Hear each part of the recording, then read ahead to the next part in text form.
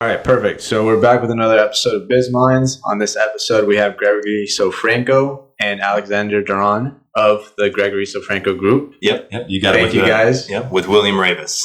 William Ravis. Sir. Thank you guys so much for joining us today on this episode. And I'm excited to have you guys on because, I want to learn more about the real estate industry, what makes groups successful, what doesn't. And, let's get into it a little bit and more on the personal side. Tell us, we'll start with Gregory, how you made your way to Naples and eventually how you connected with Alex, and then we'll go from there. yeah, absolutely. Thank you guys so much for having me, having us. So I grew up in Wheaton, Illinois. It's like most churches per capita in the southwest suburbs of Illinois. And my mom and stepdad relocated to Naples. My stepdad had a job down here with Allen Systems Group, which is a technology company. And so I knew nothing about Naples other than we just visited a couple of times. But that was in 99. And so I went to high school down here. And then after high school, I ended up in Tampa. Then I went back to Chicago. I gotten introduced to sales pretty early in the mall. I was buying a cell phone, and these guys asked me if I wanted to, sell in the mall kiosk. And I was like, no, I don't want to do this. And, How old were you?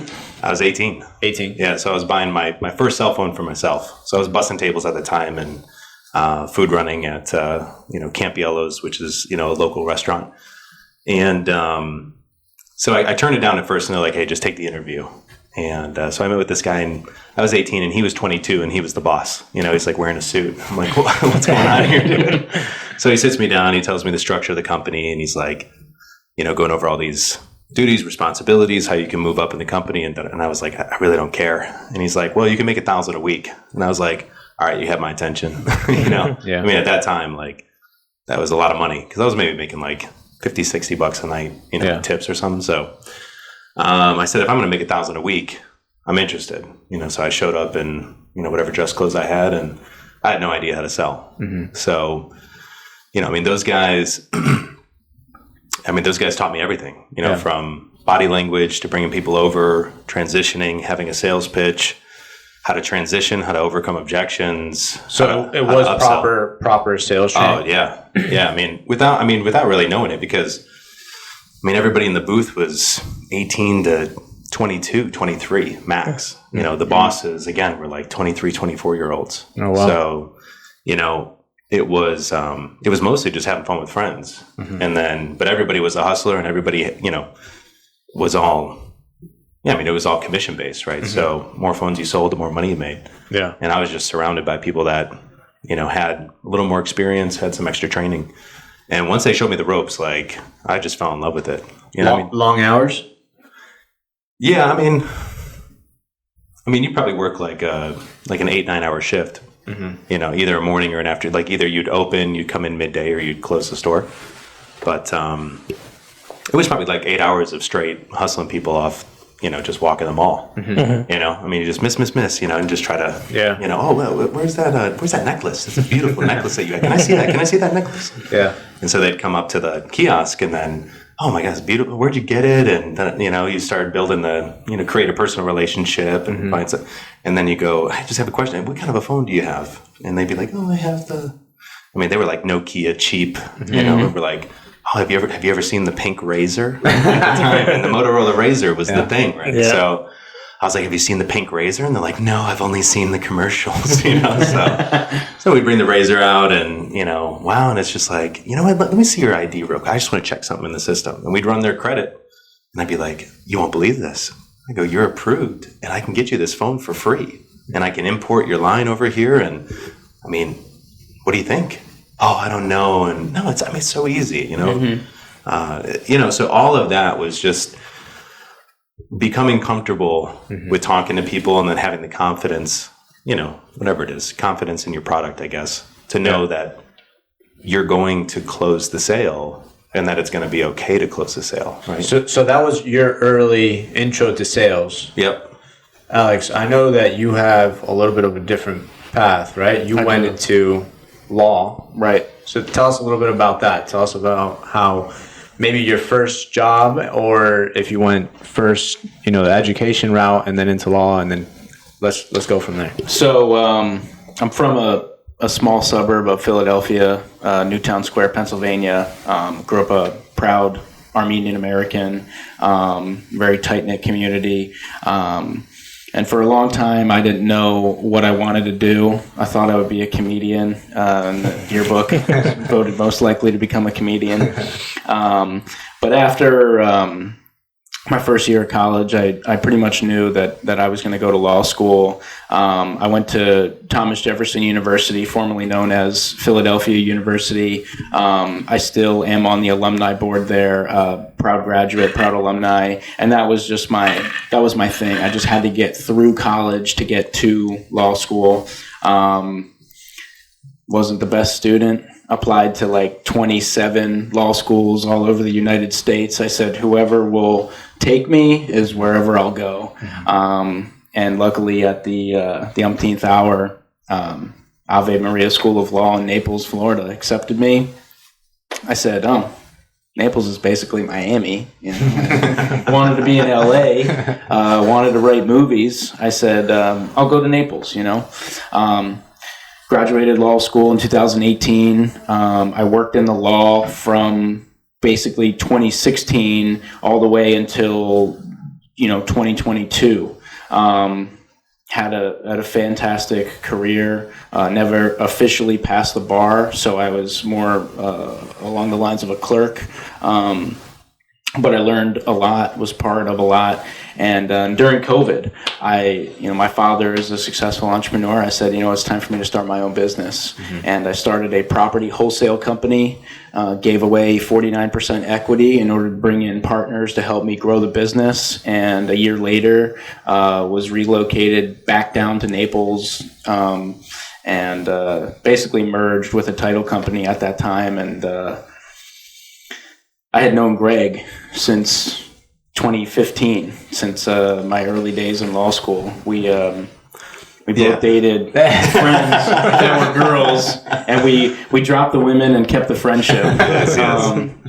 And I approached him, and I'm like, look, man, you're a savage, you're a lone wolf, you're a salesman. I'm a bit more, I'm educated. I'm a bit more associated with like organization and procedure and documentation. And I'm like, let me write a business plan. I see a path for us. And he goes, cool. Thanks, but no thanks. And a couple of weeks or whatever later, he gave me a buzz back. He goes, hey, remember that business plan you had? I'm ready to hear it. Yeah. And that was it, bro. That was, we linked up. And why? Why did you want to hear it? It's a good question. I actually don't know why. Man. Why? Let's hear it.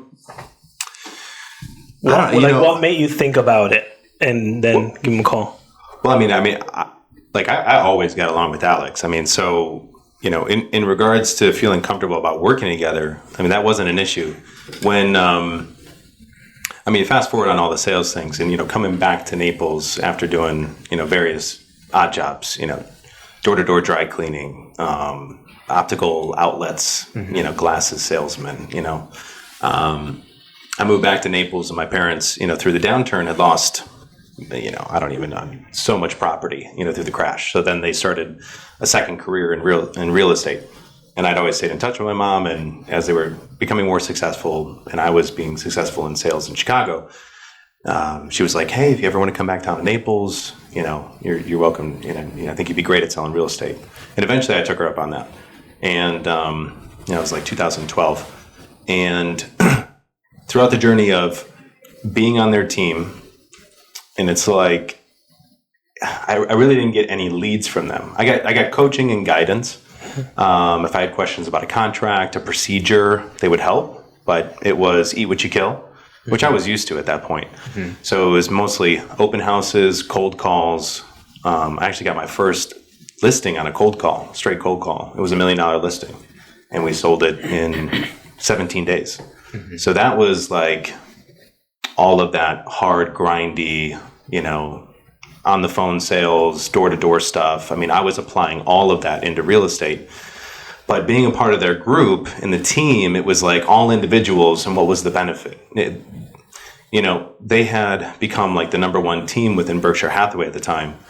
But when I would dial agents, it was like, hey, I'm with the Ron Group. And they're like, who? Mm-hmm. Or when it came to sending out mail and publication, people are like, oh, Greg, why don't you put your face and your name and build your name up? And I'm like, well, I'm under the team. And so there were some limitations. And eventually when I went over to Premier Sotheby's, it was to be on my own. Just start growing my name and, my likeness in my business. And when things were increasing, I was approaching $10 million plus per year. The workload was increasing, and I thought, okay, I need some help. Mm-hmm. So I hired an assistant, and I also started working with another girl I knew through a friend. And she was more interested in the commercial side of the business.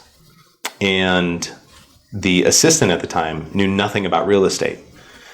So what I was trying to do is I was trying to take things off my plate so that I could go out and sell more. But what I ended up doing was training locally in the office.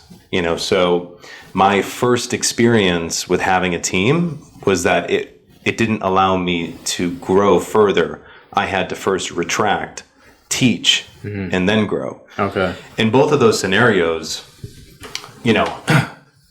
looking back, you could just say they were the wrong fit. That the girl who's still a good friend, she went on to do team management for a broker up in Maryland, and she manages the agents. But it was never, I'm a door knocker, hustler, salesperson. Like that's who I relate to. That's who I want to be around.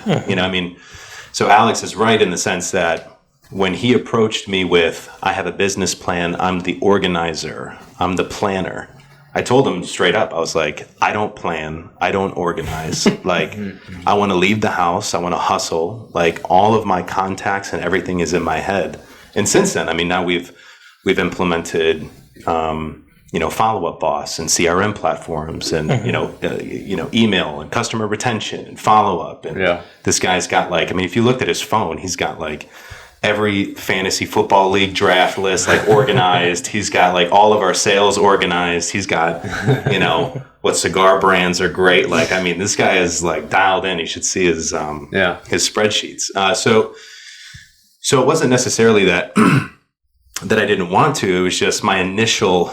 It's just I almost had a springboard reaction to you thought maybe you had to. It was going to start your growth a little bit. You had to teach. 100%. Okay. Yeah. But it kind of did the opposite, right? Because Alex implemented, like you said, it sounds like systems and processes. Yeah. Right? Contracts. Now that we brought on other agents, we have, contracts for the agents, which have, certain splits and agreements and, what's included and not. And, schedules and upcoming closings and, to-dos. And no, bro. It's a godsend. I told Alex the other day. I was like, dude, I'm so grateful. God, put you in my life because I had no intention. I wasn't looking for it. I didn't know what I was looking for. I just knew that I just wanted to go out and sell. But you were finding success, right? Oh, you were. Is it fair to say you were successful prior to Alex approaching you with that business plan? Yeah. Absolutely. 100%. Okay. I want to say about the time that he approached me, I think I was at 17 or 20 million a year. Okay. Yeah. And and that's a loan pretty much, right? Yeah. Okay. And one of the first things that I would tell it, I guess we can get into what would you tell a new agent and whatnot. But the thing that transformed my business at year 10 going over to William Ravis was getting a transaction coordinator. That's what I needed.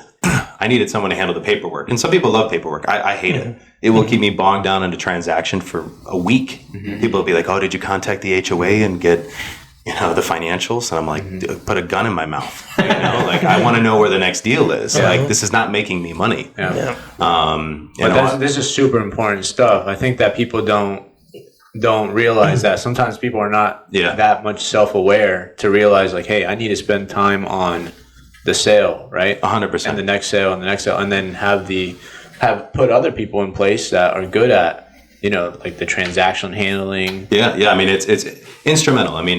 Obviously in the beginning you have to learn your business inside and out. It's just like any business owner, right? You have to know how to do the marketing. You have to know how to pay the bills. You got to know how to open the location, how to operate the machinery. You have to know how to close it, how to track it, how to do taxes, right? You have to know every facet of your business before you can pass off a piece of it, right?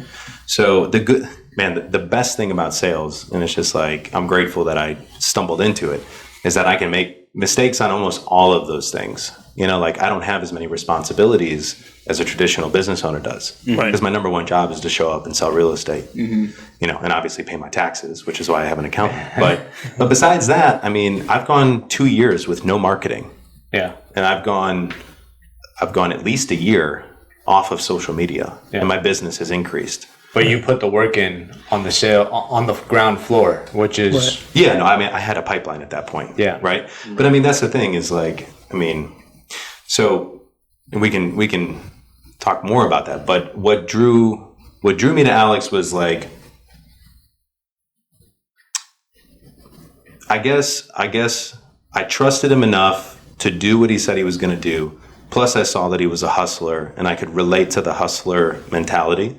And also, I also just kind of told him, I was like, bro, I'll help you, but like, you're on your fucking own. Right. Like, I was like, dude, there's going to be I've gone through this before. Yeah. If there's a clear understanding, I'm not going to hold your hand. Yeah. Like, you're going to go out there and hustle, and I'll help you. Like, I could also use some help, but this isn't going to be a hand holding, And so. I like how is like Alex, from looking from outside, right? From the outside, it seems like you're really good at adapting to environments, right? Because you're coming from law, you go into this real estate industry, and the brand that you've created and that you're growing, right, with the host tour videos, I think, and then systems and processes that you mentioned to Greg, and then you came through with that.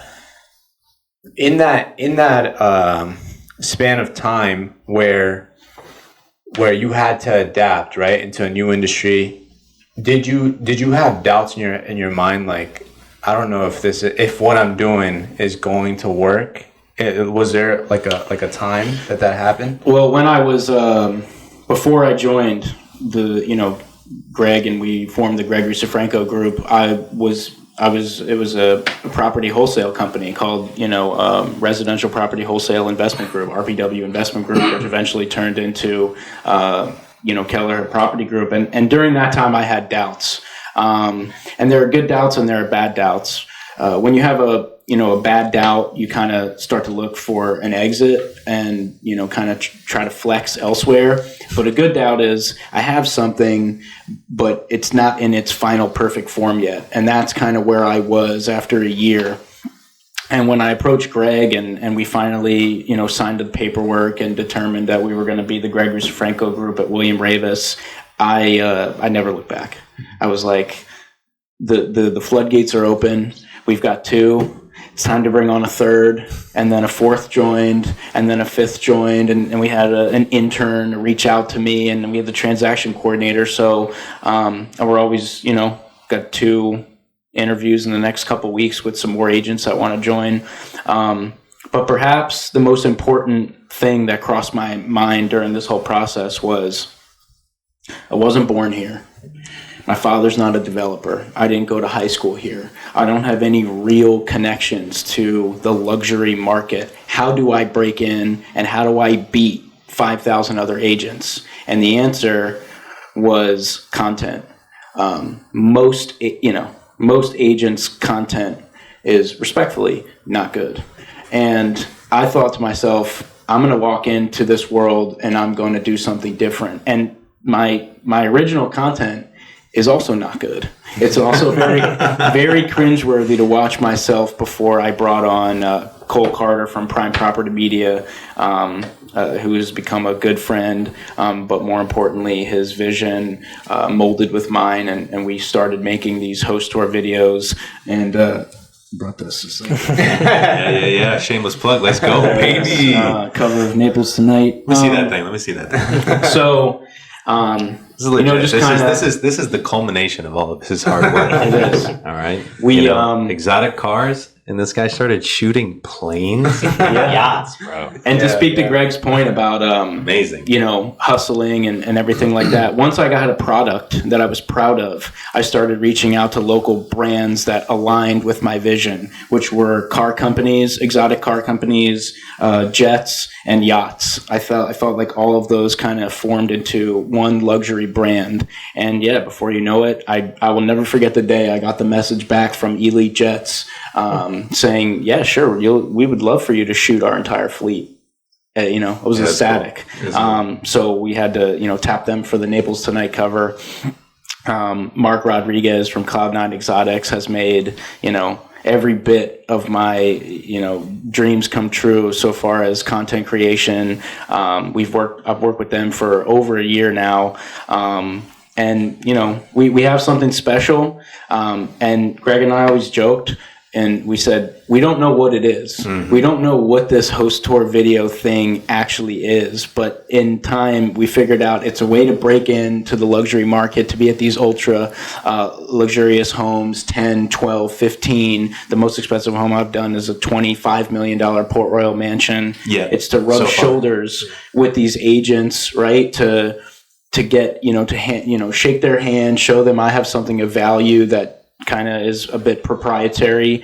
And I'd be lying if I said that there wasn't some more, juice in the goal meter for me, which is, a Netflix show would be really great. And Greg, what did you think when Ali started introducing these videos? Yeah, I mean, it's a cool story arc, that's not done being told. So I had actually done some of those, right? I mean, so back in I think 2013 to 2015, I'd linked up with a company called Drone Hub Media, and Drone Hub does a lot of LA, New York. I mean, some of the top. These guys are incredible. But I linked up with them and said, I love your content. Are you ever in Naples? And they go, yeah, actually we are. So I had them do a couple of videos very similar to Alex's. So I was extremely familiar with the concept.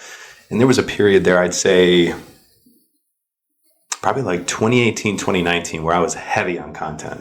I mean, I was doing photography sessions once a month to get fresh, photos. And I remember this. I'm looking at it from Philly. I'm riding the metro, and I'm damn, whose life sucks more than mine right now? So if you look at my 2019 Instagram content, I mean, it was just full of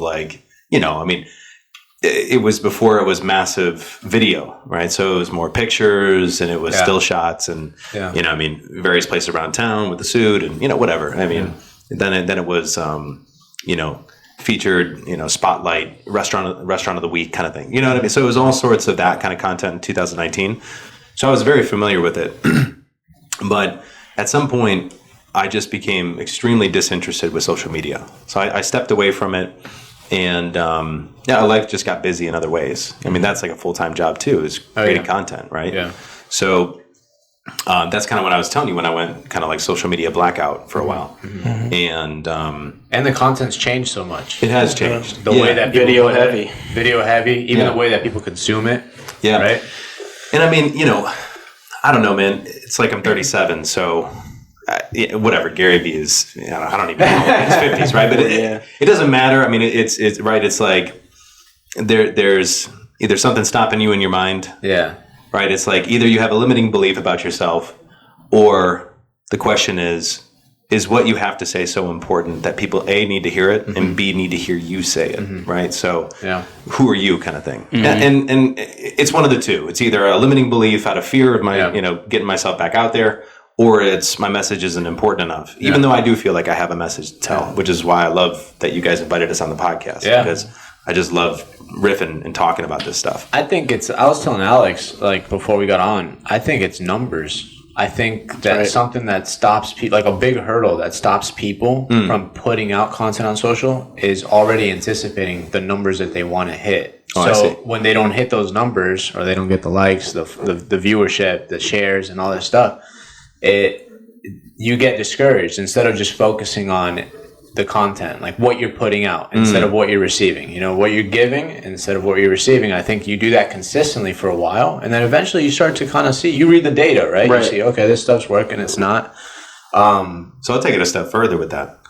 The reason why Alex is successful and consistently successful is because he is putting the effort and the work into his next content piece. Right? I mean, this guy is working he's working his ass off on it, on top of selling real estate, on top of contributing to the team. Like, that is the difference. I mean, you could say that about success in general, right? But I mean, to look at that, why has that grown? Why has he made new partnerships?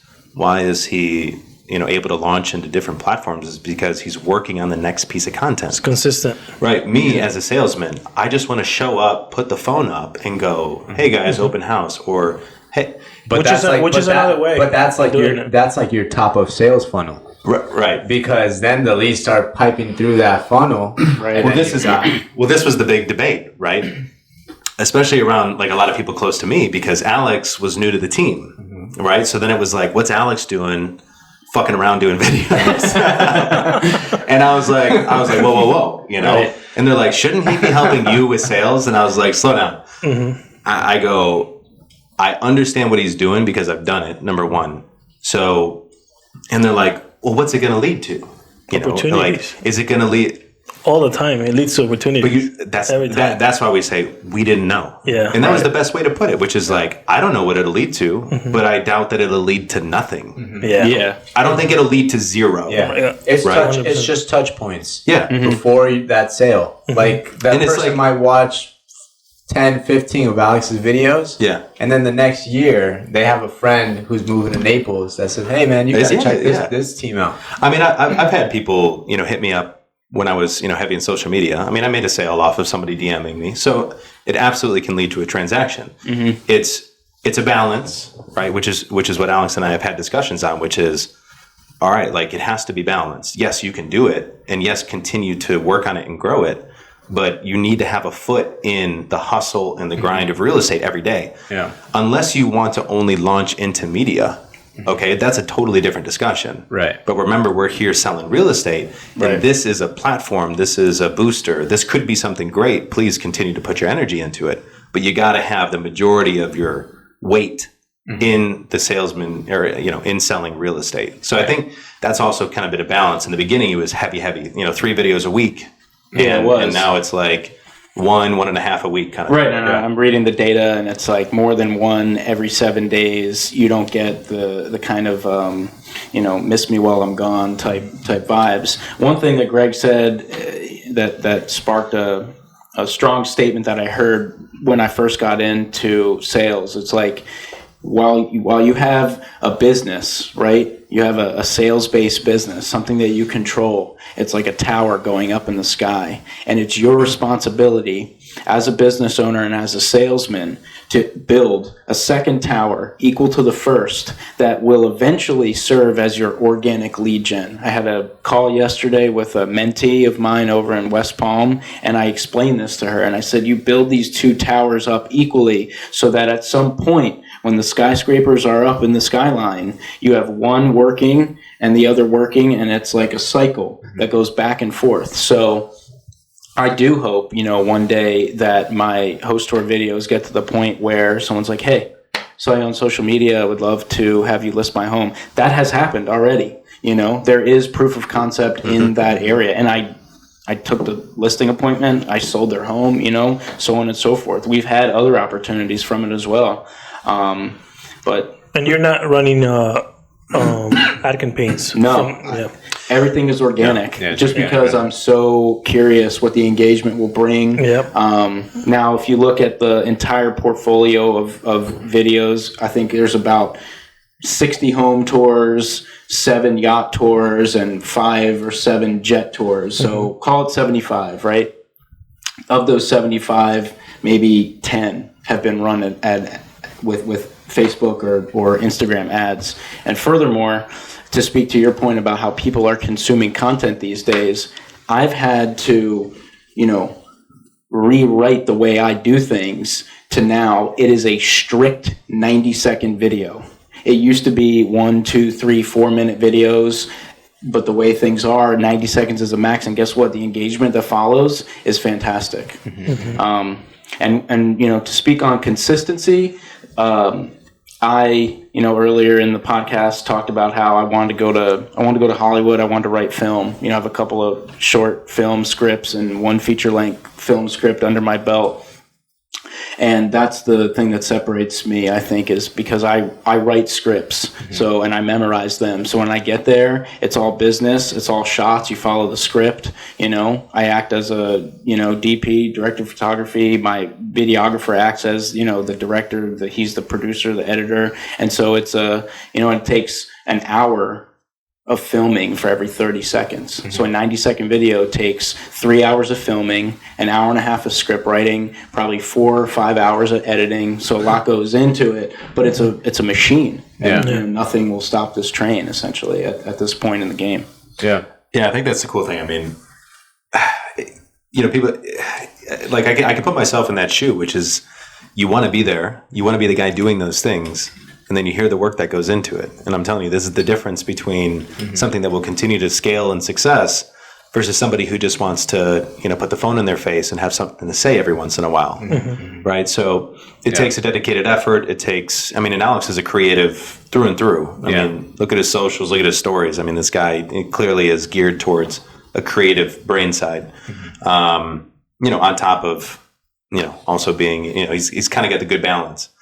But I remember when he goes, I'm going to go shoot this yacht in Miami. I was like, oh shit, because everybody had been like, why is he shooting, these home tours? And I defended him up until that point. You mean like the team, the team behind? No. I mean, was it people? No names. No. But like, was it people in the industry or outside? Just anybody? Outside, friend groups, peer groups. Gotcha. Anybody who's kind of looking in and attuned to what I was doing in my business. Are they creating?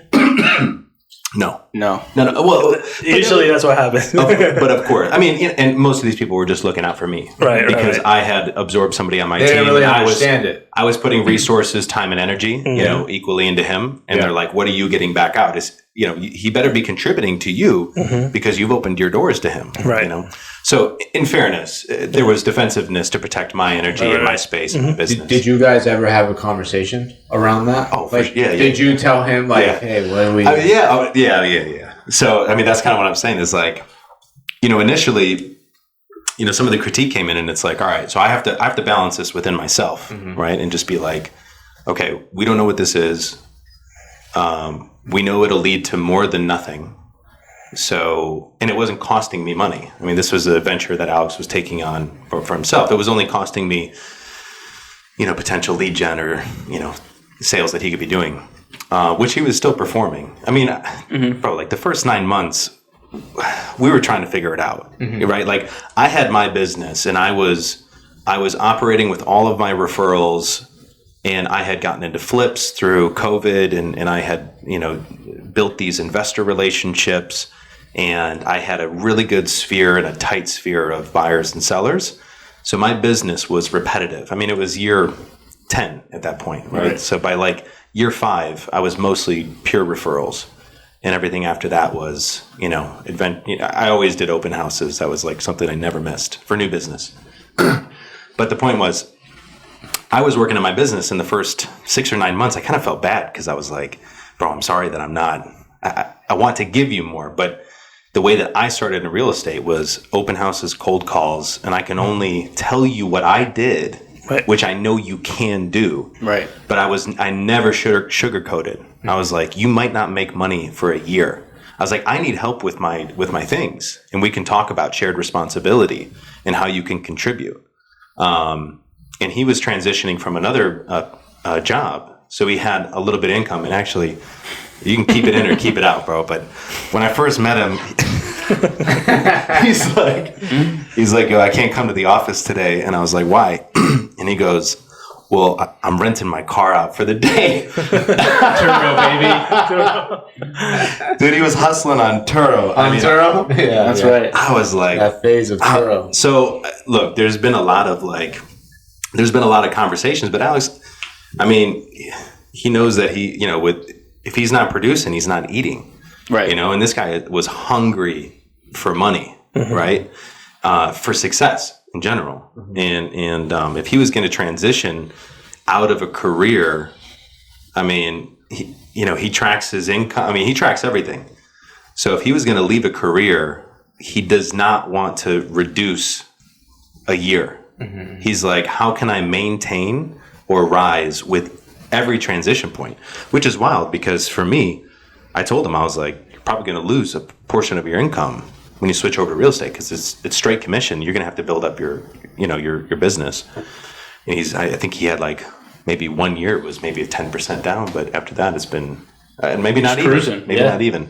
I mean, no, since honestly, since 2021, I've out-earned myself every single year, and I don't plan on changing that. You know what I mean? It's just, I hold myself to a high standard. I keep rigorous records. Every dollar that comes in and goes out is recorded. And it helps me understand what my path to further success is. And now that we're at a point where, you're starting to touch, some good money and some very serious success, now more than ever, read the data. It's all about, for me, I'm a slave to the data, whether it's social media, whether it's financial, whether it's reading the room, reading the people that you're around, reading your clients, it's all boils down to the numbers for me. And it's something that I hold near and dear. And I am a left brain creative, but without the right brain to keep the left in check, you could be a hippie smoking weed on the hillside. But it's crazy, because the first 6 or 9 months trying to figure out exactly how Alex was going to generate business and how we were going to, really make this team thing even make sense. Because otherwise we're just two agents sitting across from each other, right? Mm-hmm. What is this thing? Mm-hmm. So we got into the host tour videos, and he was passionate about it. He was showing me it. He's like, I'm loving this. This could open some doors. And anyways, getting that mixed feedback. Mm-hmm. But it was only really when I had like a serious sit down when he told me, hey, bro, I'm going to shoot this yacht over in Miami. And that's what I was saying before. I was like, oh, shit, because this is... He's like, how am I going to defend this? I was like, how am I going to defend this? But again, I just kind of kept an open mind to it. And, the beauty about real estate, the beauty in sales in general, is that you're allowed to have a life outside of just working, mm-hmm. right? I mean, it provides a lot of flexibility. Mm-hmm. I'm sorry. So at that moment, were you funding? No. Or you were self-funding it? Yeah, so It started out as a self-funded venture, just because I didn't have the type of quality of product that I felt like I was ready to charge people. Right. You started on an iPhone. It was a no budget. Right, I started on an iPhone, and the third team member we brought on, Jacqueline Dahl, I said, I'd say, hey, Jacqueline, don't tell Greg, but you're coming with me.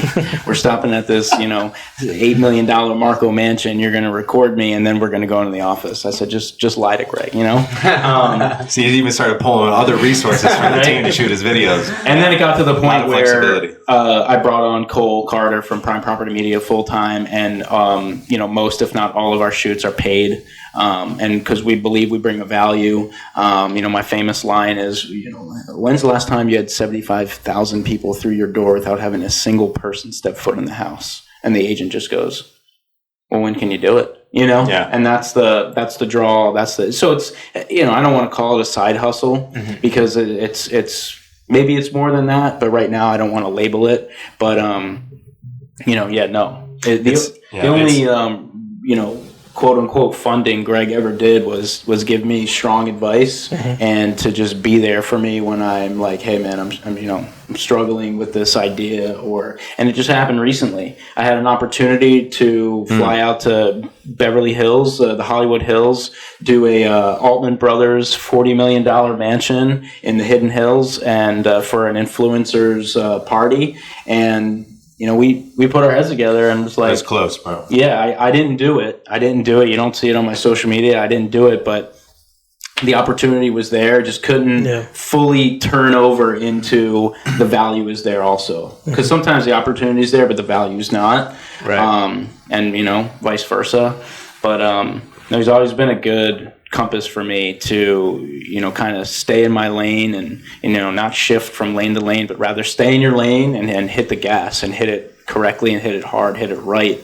And I think that's also like your brand too. I mean, that the party was a chance to, be around, again, influencers with followers. And it's like, so just the conversation around that, and there's going to be plenty more opportunities, but the conversation was, are you more interested in what it can do for your brand, or you just think it's a really cool thing, kind of a clout thing, right? And I have FOMO. I have FOMO for not no, for sure. Listen, I see the clips out there. I'm like, but I had some contacts out in LA that work with the agency, and I reached out to him.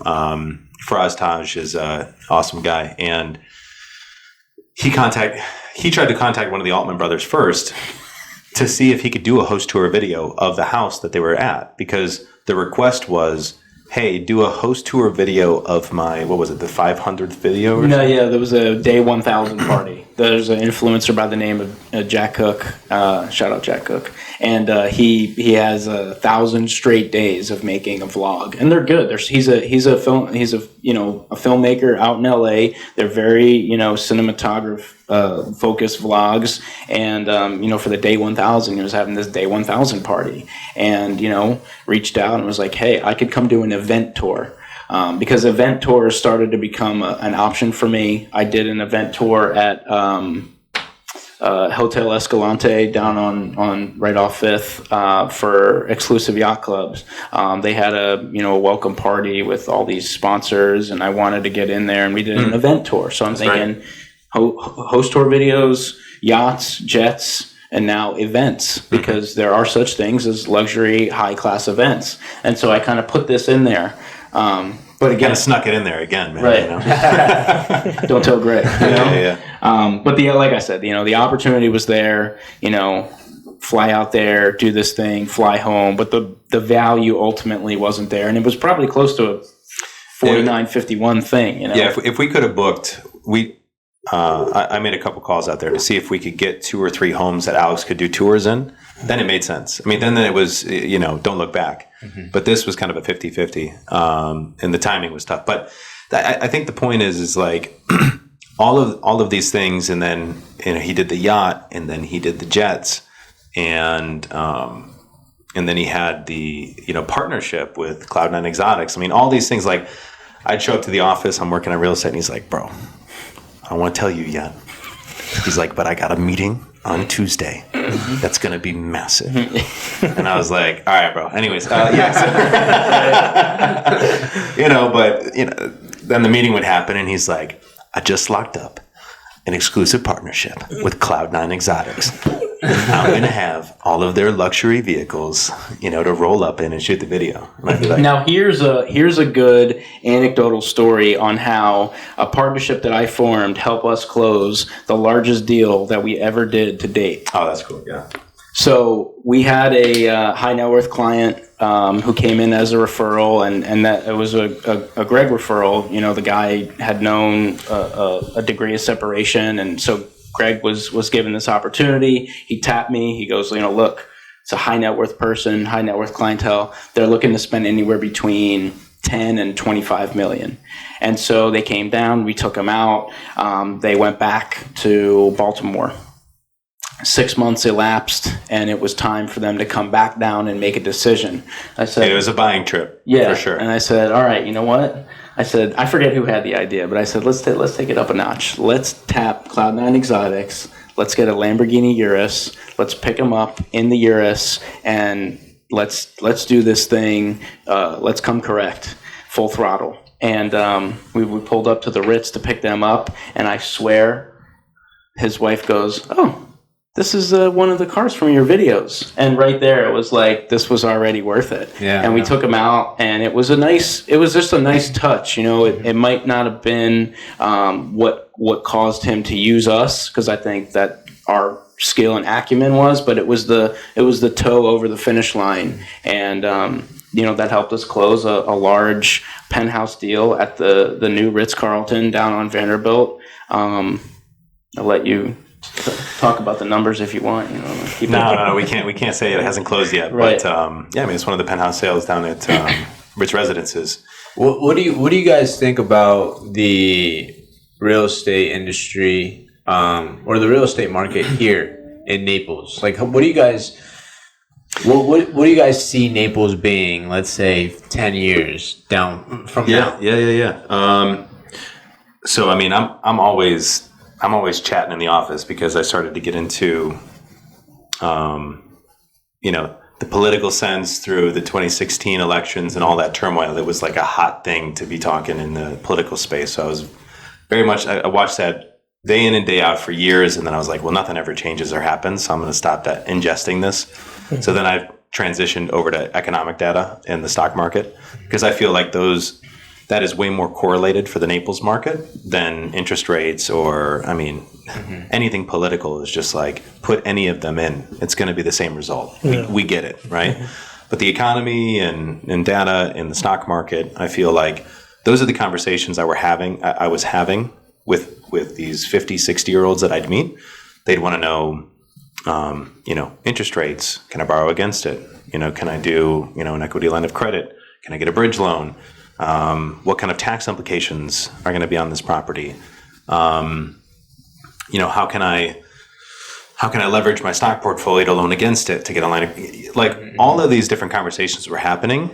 And so whether or not I was able to participate in those was kind of a difference maker on whether or not I could be respected in their eyes. Right. And that's kind of been a building block throughout my whole real estate career is how quickly can I get on my customer's level? Because if you're young, your only asset is going to be how much more you know than your customer, right? Because you're always going to be seen as you're a 30-year-old guy or you're a 26-year-old guy. I'm 55. What the hell do you know about why I should buy this property? Or, right? Why would I listen to you, right? But unless I knew my market data, which I did, and I said, these floor plans, this pricing, this price per square foot, this exposure, lakefront, boatable, these finish levels is this price. And I think it's going to increase based on this data. So it's like I'm data dependent when it comes to real estate and numbers and communities and exposures and floor plans and finishes and builders, right? And if I can rattle that off to a customer, I'm going to get matched. Mm-hmm. It doesn't answer your question, but it just kind of leads into what I started learning about. And these are the points that I see for Naples. So Naples has always been a retirement destination, a vacation destination, right? Great weather, 9 months out of the year, 8 months out of the year, solid weather. And then I got into learning about the tax benefits of Florida, right? So those were like the main reasons that you would come to Naples. Mm-hmm. Then once COVID hit, it became a political reason to come to Florida, okay? Because Florida stayed open to some degree. They kind of washed itself of, shutting down businesses and being involved in, up in Boston and Chicago, you weren't allowed to show real estate. It was illegal to show real estate and to show property for almost a year. Wow. So, agents were like sneaking people into houses, right? So there were other parts of the country that were severely affected by COVID. And that's when you started to hear people voting with their feet, right? Moving to, red states. It doesn't matter where you fall politically. It's just what states stayed open. Mm-hmm. So then it became a political reason. And also, it started to increase the quality of your life. Because in a lot of major cities, they didn't have yards, mm-hmm. right? And if you were confined to an apartment for a year, some people didn't leave their apartment for like 2 years. Right. We don't really think about that because we're not living it. But I talked to a lot of people who were forever changed, mm-hmm. And probably coming out of that. Mm-hmm. But people's lives were dramatically changed, and not a lot of people had a yard. So then it became kind of a quality of life purpose for Naples, on top of the weather, the taxes, the vacation, right? And then you think about the safety aspect, right? Naples, I could walk. I joke around with customers. I say, I could walk around with a clear briefcase of cash from 5th Avenue to 3rd Avenue to the beach, down Port Royal and back, and I wouldn't have any issues, right? Not a lot of places in the world that you can do that. True. So there was a safety aspect, which became very important, and even more important now because, after the riots and, these various cities, I'm from, Chicago, or at least the suburbs, but I would go into Chicago and I love that city, but you can barely go in the tourist areas of Chicago now without hearing about people getting robbed. I mean, nice areas, you know, beautiful brownstones and Gold Coast and Magnificent Mile, right? I mean, all these places, people are getting robbed. And so, you know, from a safety aspect, the world has changed in that degree. So I pitch a lot of Naples is safe. It's a great place to raise your family. You know, financially, as a state, Florida is very strong. Brings in a lot of income, especially from tourism. Our property taxes are low, and we have great public schools. You know, I mean, I went to Barron Collier, you know, here in Naples, so I don't really have any qualms about the public schools. But there's plenty of private schools that are fantastic, high ranked in the country. In addition to that, when you graduate high school, Florida has excellent state programs. At least when I graduated, I forget the name of it, but you can have your tuition paid for up to 100% if you stay in the state of Florida and go to one of the universities. And I mean, you can name them: USF, UF, you know, FSU, great colleges, right? So it's got a really nice trajectory, especially for a family. And then you can look at property value increases. You know, the average increase nationwide is somewhere around 4 to 5%. I mean, Naples was historically seeing, you know, 6, 7, 8%. So, and then I think, so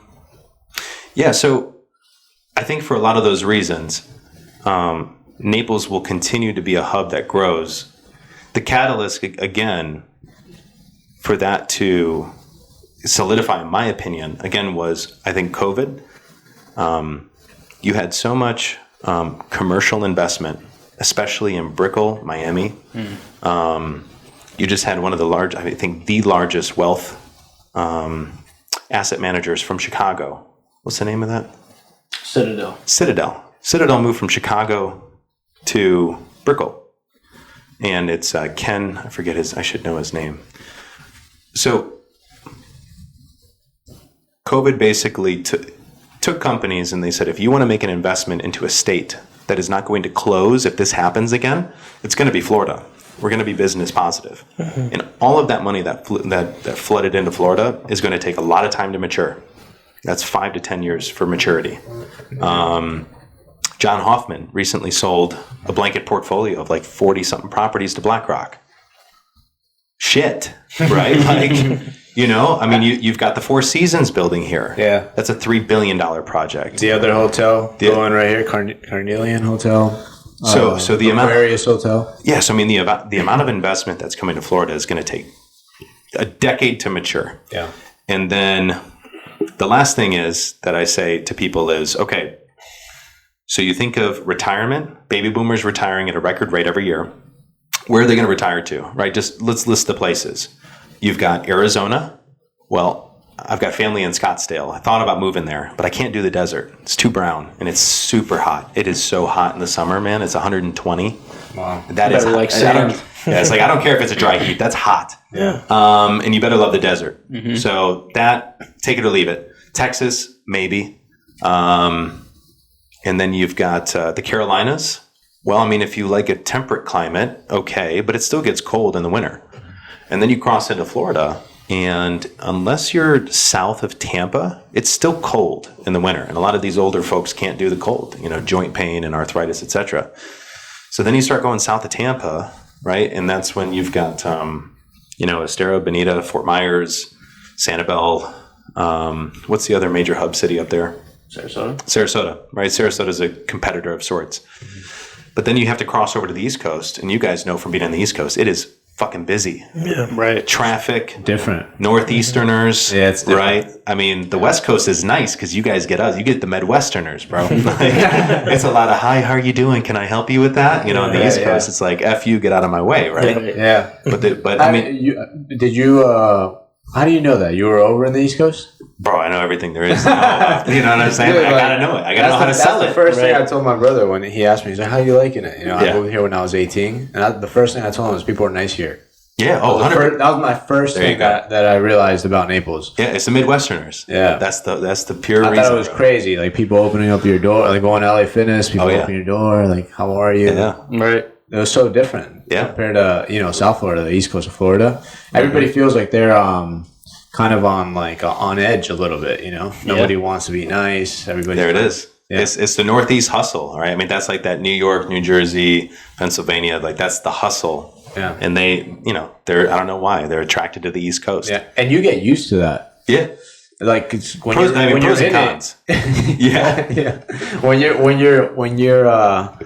you're in it, you get used to it, and then you move to a place like Naples, and then you go back to visit. Mm-hmm. You're like, dang, this is crazy. Yeah. How fast. I mean, I'm from Philadelphia. I go back up to Philadelphia. I don't see myself living in the city of Philadelphia ever again. And then eventually, I moved to Brickell. I lived in Brickell for a year, and it's I'm a pretty cool guy. You know what I mean? I can handle a lot, but I mean, a year in, the people started to weigh on me. It was tough. It was tough. And it's only getting worse. Yeah. Right. I mean, that's why I think Naples is so unique, man. Yeah. Like I think this is an amazing place to be. I love how strict Naples is too. I know some people don't like that, but I think the fact that Naples doesn't allow so many things is the reason why Naples is Naples. Yeah. Right. You can't just do whatever you want to do here, you know, and the city is strict with a lot of things. We see it because on the business side, permits, even allowing certain businesses to come into Naples, they're strict when it comes to that stuff. Do you know, you might not have been, maybe you were around for it. You don't know how hard it was to get Hooters approved in Naples. I heard about that, bro. Yeah. It was in the headlines of the newspapers. It was like people picketing. I'm sure Twin Peaks had a hell of a time in Coastland Center too. Dude, it was a riot back then. And it was like, oh my God, we're getting Hooters in Naples. And it was just like, can you believe we're getting Hooters in Naples? Yeah. Oh, what is yeah, man, it's been that way for 25 years. Right. We are getting a little towards the end of the interview. Before we start wrapping up and everything, I do want to ask you guys, is there anything that you want to touch on that we haven't spoke about yet, or is there anything that you want to mention about your group, what you guys are doing, plans for the future, just anything in general? I mean, I'll let you plug the plans for the future, but I just it would be unfair if there was a newer agent who wanted a piece of advice, right? Mm-hmm. So you can plug all of our upcoming stuff, and I'll just at least hit that. Oh, Greg, before you go into that, I do think that you gave new agents or anybody just in the space that you guys are in some golden nuggets when you said gain knowledge that will let you be at the same conversation level. That's fair. As your customer. Yes, I think that was a golden nugget. I hope people picked up on that or rewind to that part, because leveraging against your home and all these things that people are asking, I think that might be something that gets overlooked. Look, I mean, a lot of this. Some more gold nuggets, man. Yeah. Well, so get the real estate license, ingest the knowledge, regurgitate it on the test, and then absolutely throw it out the window, right? I mean, it's just like if I could tell you to do anything within your first 6 months, it's work an open house every single Sunday, 1 to 4, mandatory. Man, I still do them, mandatory. That's going to be your opportunity to meet clients. The way that you're going to attract clients in your open house is you need to know more about that house and the surrounding homes in that neighborhood than the people walking in the door. That means you need to know your comparative sales. You need to know what sold, when it sold, what it sold for, what was in it, what's the price per square foot, what's the exposure, right? I mean, you just need to know your shit at your open house. So that way, when people are talking about it and you say, hey, what brings you in today? Where are you coming from? It's such an easy question. Where are you coming from? Oh, we live in the community. Where? Oh, that street. Where 123 Main Street sold? Did you see that sale? Blah, blah, blah. That was a great sale for the community, wasn't it? Oh, wow, this guy really knows his stuff, right? So it's impressive from the get-go. So work open houses, know your shit. And then if you can pick up one person from the open house who's looking for something in particular, right? I mean, if you could wave a wand, Mr. Buyer, what would you be looking to buy? Because this house that I'm standing in might not be, obviously it's not perfect for you because you're not asking me to write an offer right now. Right. So what are you looking for? Great. Bedrooms, baths, exposure, community, location, view, right? And then say, okay, great. Now that I have that criteria, I have your information. Now you can start dialing within that community. And you can say, hi, Mr. So-and-so. I was working in open house at 123 Main, and I have buyers coming in who want to be in this community, but they didn't necessarily want the house that I was in. So I'm calling you because you've been in this community for a while, and I'm wondering if you know of any neighbors that are looking to sell. So it's deflective. I'm not asking you to sell your house. I'm asking if you know anybody to sell your house, right? And it's also informative because I'm sitting at an open house and I'm telling you about the listing and whatever. It's not salesy. Mm-hmm. And I've seen him do it at least 25 times, and every single time I'm like, it's butter. I mean, it's good. It's really good. Yeah, I mean, it sucks at first to have a script, but eventually you get to know your script like it's your hand, and it sounds extremely genuine. And it is genuine. I mean, you are looking for somebody. You have somebody you met at the open house. Yeah. There's a lot of money left on the table too when you don't give options. Because if you're just gonna show me the home, but then that's the one that I don't want. There you go. Right. At least find it for me. Mm-hmm. Right. Exactly. So it works two ways, right? Yeah. I mean, doing this phone call like this works two ways. Because one, the person on the phone is likely going to go, I don't even know who are you, right? Why are you calling me? No, I don't know anyone who wants to sell my house, and right, diffuse it a little bit, right? Which then it's the CPR. It's the same way that I've hustled a woman in nice necklace, transitioning. Yeah. So then it's you've disarmed them a little bit and say, no, hey, look, I'm only calling you because I know that I've seen that you've been in the community because you can pull up their records. I saw that you bought in 2012. I just figured you'd be a good source to call and start here. I'm just trying to call around. And then it's like, oh, well, no, I don't know anybody. And it's like, oh, how do you like the community? What do you like about it? Have you ever thought about living anywhere else in Naples? What do you like to do for fun? What do you do here? Oh, we go to the beach, we go downtown. Have you ever thought about getting a condo here? It can lead to so many different open conversations with these people. And you do the same thing that you did to the person at the open house. You say, well, look, if you could wave a wand, where would you be in Naples? Right? Oh, we've always thought about moving over to Kensington, whatever. And so you can keep this potential and you can transition that conversation to say, well, look, I know you're not ready right now. Is there a chance that I can just come take a look at the house? In case you make the decision to sell, I'd just love to shake your hand and maybe even give you a free valuation. Like it's so innocent. It's so disarming. It's like, I'm not asking you to do anything except shake my hand and it'd be great to talk to you. And a lot of that you could get busy with that all day and you could just cycle down the line and, one person could lead to talking to 10 connections. And what I've had is when I've circled back in these communities and I've door knocked, I've had people go, oh yeah, you called me. Or if I've done more than one door knock and then I do a phone call, I'm like, hey, it's Greg Sofranko, da-da-da. I've door knocked in the neighborhood. Yeah, I remember you. And I've literally gotten untold amount of listings because I was the guy who called them with the opportunity before they called me and I needed something from them, right? I brought the value first. Whoever brings the value first, right? I think that's a huge name of the game. And anybody can do it. Yeah. Right. But I mean, you do have to know your stuff. Yeah. So I think that's a huge tidbit. Yeah. I'd love to pass on. But Alex can talk about team and growth and.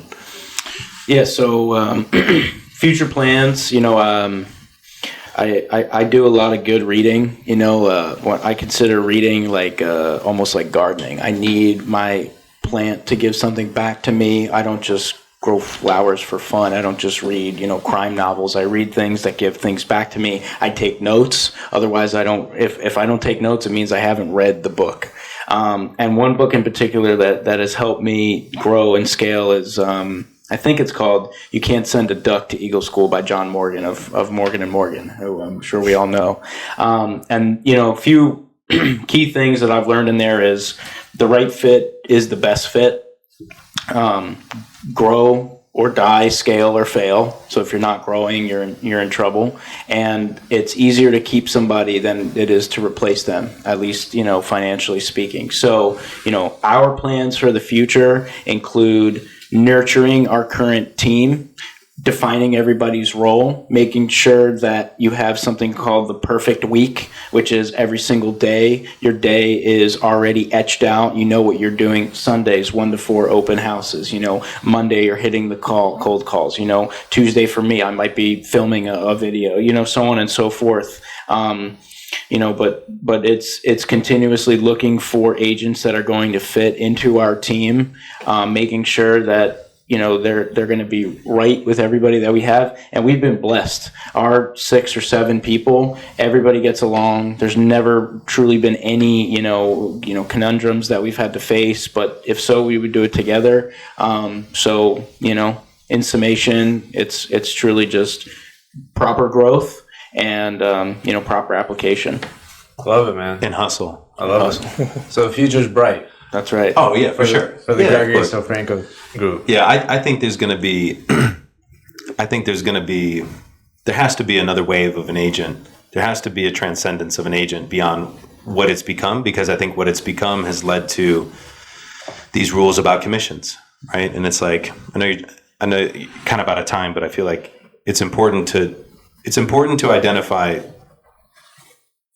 why an agent is important. It's important for those reasons that I mentioned, as far as bringing value to customers before they bring it to you. Because what's happened, and we're all guilty of it, because with technology, people get lazy. It's fine. But what's happened is the customers are bringing more value to the agent first. And they're saying, I found this house online. Mm-hmm. I've done my research. I know I want to live here. I've looked at the numbers. I'd probably be comfortable submitting an offer at this. I mean, because buyers especially are coming loaded to agents. And, I guess you could have the Pareto distribution rule of 80-20. 20% of the agents do 80% of the business for a reason, because they stand out amongst the pack. They know their shit. They know everything about the buying process. They can give good advice when it comes to, buying a house and where, and tax advice, not tax advice, but you know what I'm saying? Mm-hmm. Just have the answers. Mm-hmm. Yeah.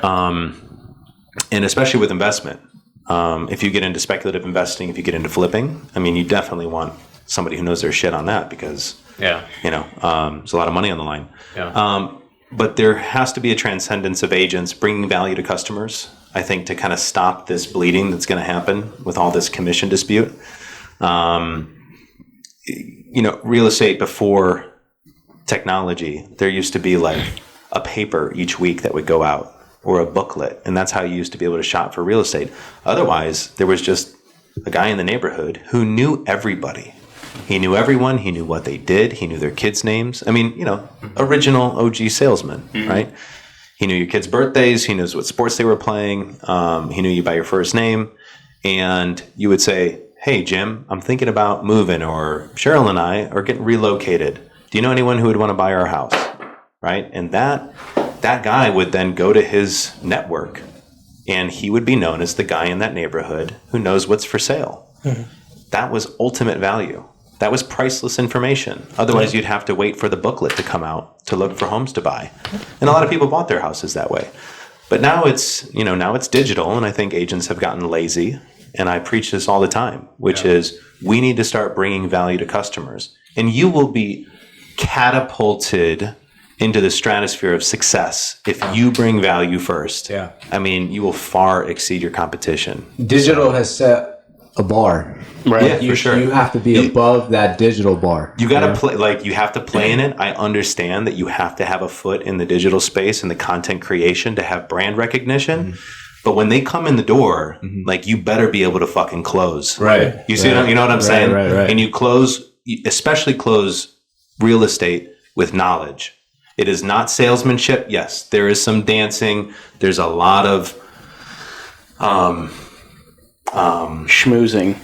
Well, being a therapist, right?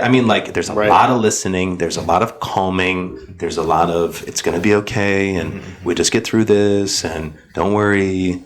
There's a lot of that. Yeah. But it's also knowledge driven, because if you get asked a question, if you're going through a really tumultuous contract experience or an inspection period, you might just have a fraction of a second on a high net deal where somebody goes, oh, you're bullshit. And you don't have to know everything to get started. I did a lot of faking it until I made it. someone would ask me like, who's writing the title and who's, going to transfer the water bill at the end? Is that the title company? And I would be like, yeah, it is. And then I'd hang up and I'd be like, oh my God, is this who does the, and I, call the mentor and they're like, yes, it is. I go, oh, thank God. Cause I totally didn't know what he was talking. I didn't know what he was talking about. Yeah. So there's a little fake it till you make it, but then eventually you get to a place where you're like providing ultimate value through and through.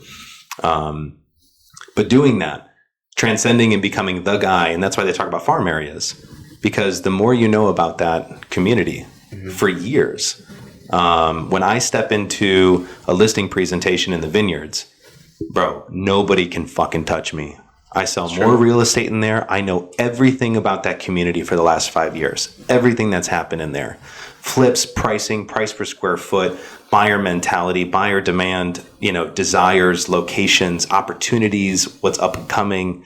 Like, dude, I'll talk circles around anybody. And that will propel you into business. Right. You'll get the listing because you know your shit. Right.